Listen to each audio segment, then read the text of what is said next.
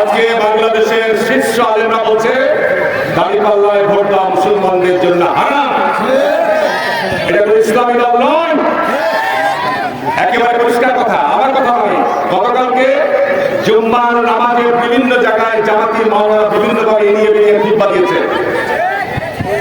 এবং জাতীয় মসজিদের খতিব গতকালকে ঢাকায় বাইতুল মুকাররম জামে মসজিদে ইমাম সাহেব খুতবা দিয়েছেন।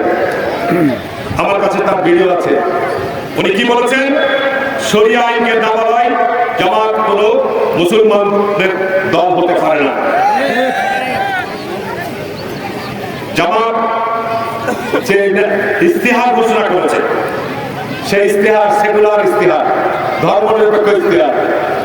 আর আমাদের ইস্তিহার শহীদ রাষ্ট্রপতি জিয়াউর রহমান একজন মুক্তিযোদ্ধার সন্তান, উনি পরিষ্কার বলেছে যে আমরা নির্বাচিত হলে আমরা আগামী দিনের জাতীয় সংসদে অধিবেশন করে আমরা পাশ করব বাংলাদেশের রাষ্ট্র পরিচালনার মূলনীতিতে নিয়ে আসবে। জিয়াউর রহমান করেছিলেন রাষ্ট্র পরিচালনার মূলনীতি হবে আল্লাহর প্রতি অচল আস্থা বিশ্বাস করে রাষ্ট্র পরিচালনা মূলনীতি।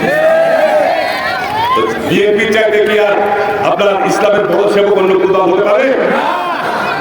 আমরা ইসলামকে নিয়ে ব্যবসা করতে চাই না, ঠিক আছে বলছি।